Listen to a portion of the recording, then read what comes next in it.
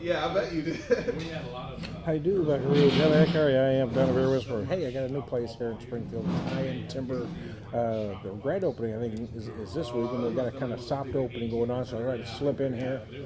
And I ordered 2 New England IPAs. I have 2 on the menu, the Juicy Brewski, the Mimoski. The Juicy Brewski is 6.3%. 5 pounds of hops per barrel. Our version of the New England IPA delivers massive tropical and citrus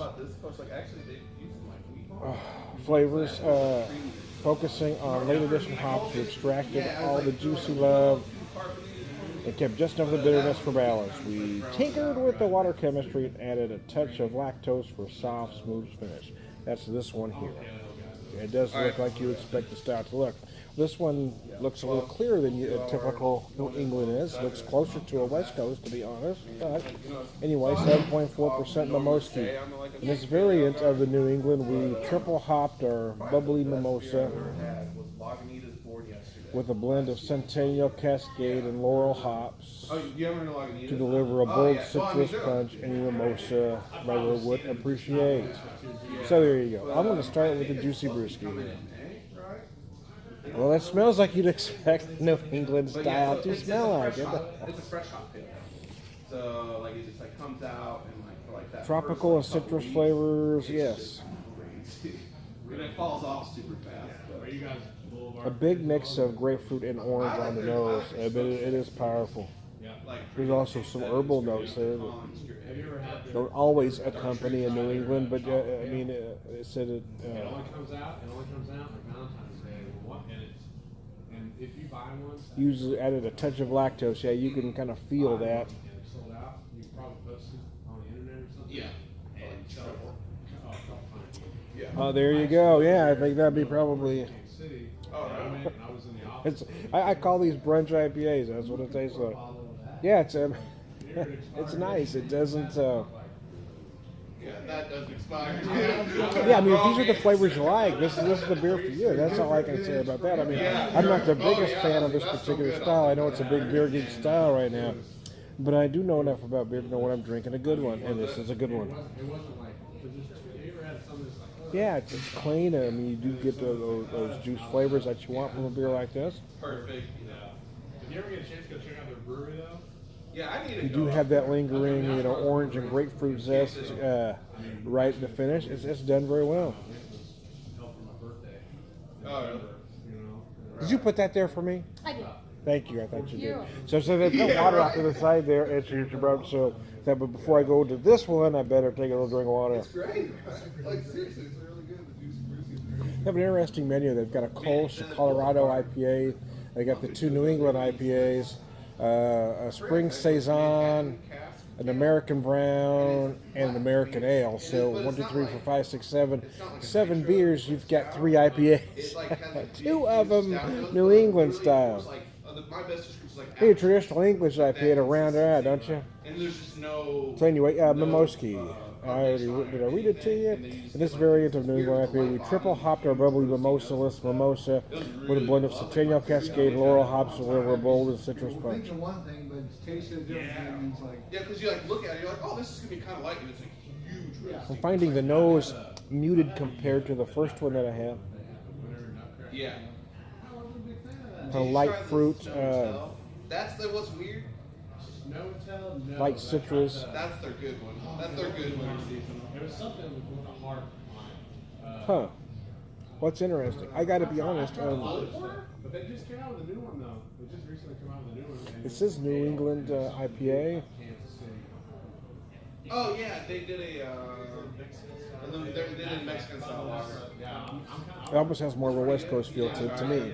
I mean, even the color, the flavors remind me more of a West Coast New England. But hey, call it what you want. It's your beer. Name aside, style aside, it is pretty tasty. Yeah, I mean, they said Centennial, Cascade, Laurel hops. It gives you the flavors that you expect those hops to give you. Well, I went to the Budweiser brewery, which I mean, You're certainly going to get a whole lot of citrus going on there. See the monster. yeah, but we're You may also feel some, some tropical fruit-like notes and pineapple might make an appearance in there. now that I'm of age, I know I've tried a little bit of both. I'm going to set that off to the side. and focus my attention on this one You for a like the real, second. like traditional style, like the old like German lagers and stuff like that. Have you heard of KC Brewing? I was gonna say they're apparently I hear, but I. If we're talking just about the style, just about the New England style IPA, in my opinion, such as it is, I think this one fits the New England style, both in appearance and aromas and flavor. However, having said that, I mean this is a fine beer. It isn't what I was expecting when I saw New England. It really feels like more of the West Coast. I mean, an aroma, Hopefully they get out here. color, taste balance, but it is a good beer. So there you go. This is my first experience at Thai Timber, and I'll be back with some more. I am John the Beer Whisperer, beer evangelist, prolific beer drinker, beer whistling around, good guy. Yeah. Bonafide.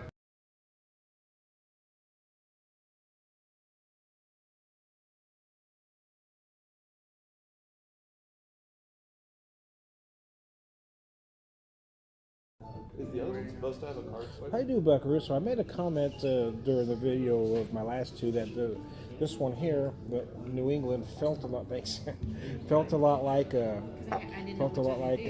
West Coast. The color, the balance. And I was talking with the owner here, and he said, "Well, that's a fair comment." So he wanted me to try the Colorado, so I decided to go with that next to kind of compare them. And then obviously there is a glaring color difference. Although this one is a little darker than I personally expect a West Coast to be. But let me read a little bit on this one. Our spin on the West Coast style IPA, we put together a green bill with a focus on allowing the hops to shine while maintaining a perfect balance with the malts. Cascade and Centennial hops were added during the boil, and Whirlpool, then we added a blend of Amarillo and Simcoe. So Cascade and Centennial, and then Amarillo and Simcoe. So that'll give you an idea of what flavors you're going to get here.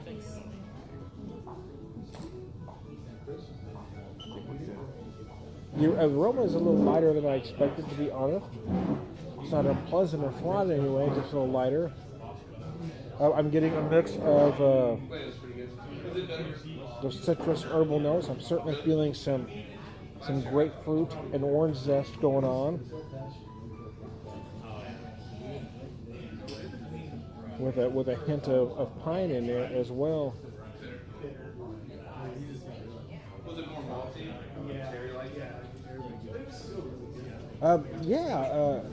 I'm not getting that big fruit burst that I expect from a West Coast. Again, in my most humble of opinions.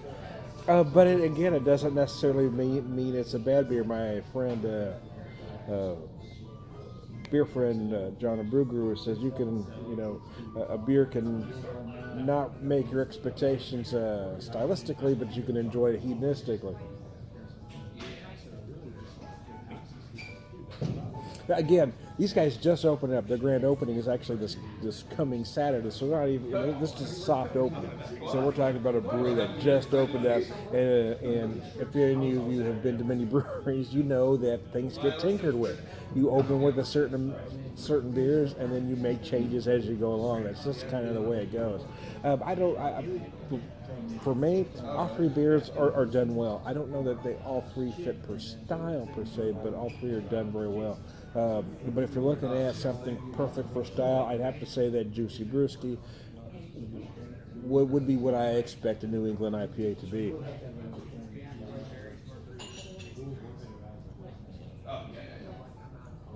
Now, as I've let this warm a little, I'm probably going to get more aromas as I've let this warm. See, now as I've let this one warm, now I'm getting more of the aromas that I expect from the West Coast. I'm getting some pineapple, a lot of pineapple now, and I wasn't getting much earlier.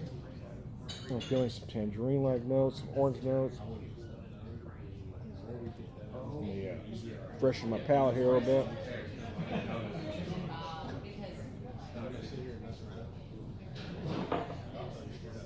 I feel like I'm almost getting a hint of lemon on the nose now with this one warming up a tad.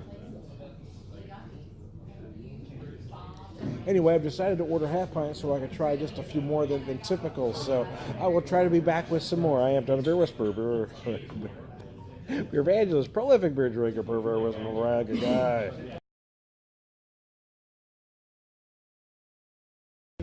Woo! Well, hey, dude, Buckaroos, I'm back. I've kind of changed directions. I did some IPAs. I did 3 IPAs in a row. Set to change directions. So they've got a beer here called Green Fingers Saison. 6.4% at the beginning of our seasonal Saison series. Green Fingers is a dry hop Saison delivering an herbaceous and earthy aroma, which that sentence is why I ordered the beer, to be honest with you. Herbaceous and earthy aroma reminiscent of those early spring days in the garden. Peppery, slightly sweet, and tart on the palate with that just touch of Saison barnyard fun. And who doesn't love a little barnyard fun? Yeah. Oh, the nose says it all. Yeah, no, I totally agree with you. That's why I thought it was Herbaceous and earthy. Yeah, they're not kidding. Yeah. Yeah, you also get, I mean, you get a little banana. You certainly get a lot of herbal notes. I guess sometimes I intentionally get out of my comfort zone. I mean, I went with the New England IPAs, although they're not my particular favorite style. I'm not the biggest Saison fan in the world, but I wanted to try it. It's very interesting, I must say. Went Ed grimly on you for a second. But yeah, there's almost, they say herbal, but I'm almost feeling like the slightest hint of mint in there. It's very interesting beer, so I want to sit and enjoy it. I don't want to run too long, but I want to talk a little bit about all of them I have. I'm going to be whisper. Be famous, deliver, drink, prayer, wisdom, or other guy. Well, I'll be back. Well, hey, do Buckaroos, how the heck are you? I am Timber Whisperer. I'm back here one more time. So I was talking with one of the owners here, and he's going to tell me about a beer here called the Orange Blossom Special. And I told him that's what I was going to order next, so he said, well, I'll wait till after you've had it. So it's 6.9%. This American ale features a nutty base from Maris Otter, complemented with sweet and toasty caramel malt. Colorado Orange Blossom honey is added at the very end of the boil to retain the floral aromas. Cascade and Centennial hops were used throughout the boil to enhance the citrus character. So you've got Cascade and Centennial and some honey. Let's see what we got here. The nose is very floral on the nose. I'm getting, well, hell, I'm going to say I'm getting Orange Blossom on the nose. Yeah, man. That's what it smells like to me. A combination of Orange Blossom, maybe a hint of honeysuckle. I'll go really beer nerd on you for a second.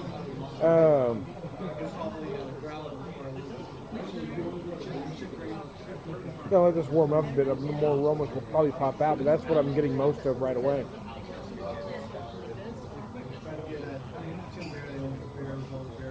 Oh no, that's interesting. To be honest, because it wasn't anything what I was expecting. This American ale features a nutty base. Yeah, it is nutty.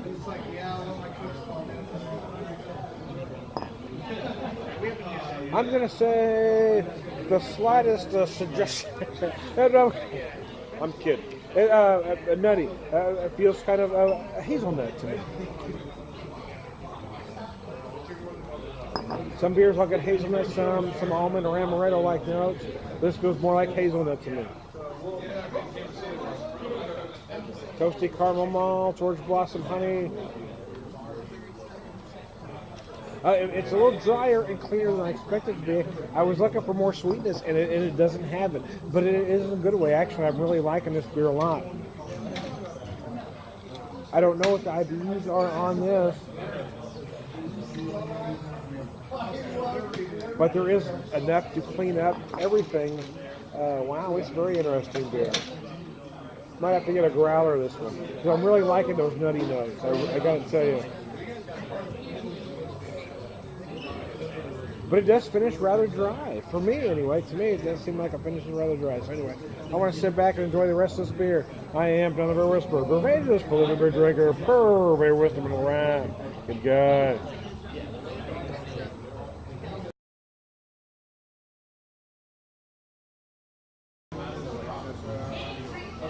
Hey, dude, Buckaroos, how the heck are you? I'm Timber Whisperer. I am still at Timber Brewing. My first experience here. They just opened up. It was a soft opening. So anyway, I have the Kokomo American Porter.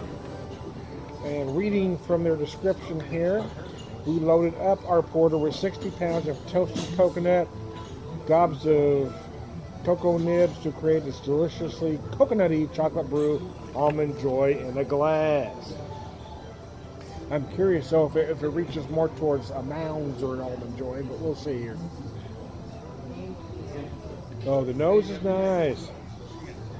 From the nose alone, I'm going to say more Mounds than almond joy, which is okay with me because the Mounds is my favorite candy bar. Now, man, I got to say dark chocolate coconut. That's a Mounds bar, not an almond joy. I'm not disagreeing with them. I'm just giving you my opinion.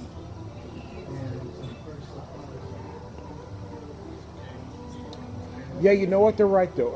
After taking a drink there, the nose does feel more like Mounds to me than almond joy. I'll be honest with you. Because the Mounds is dark chocolate and coconut, where an almond joy is milk chocolate, almond and coconut. But the flavors, you do get that sweetness, and you also get that nuttiness, that almond, that amaretto-like flavor. Yeah, so yeah, it's gorgeous actually. It's almost a dessert beer, man.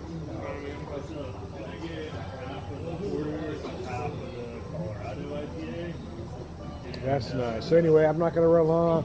It's a very good beer. I like it. Come to Giant Timber. I am. We're living beer drinker, prefer wisdom all around. Good guy.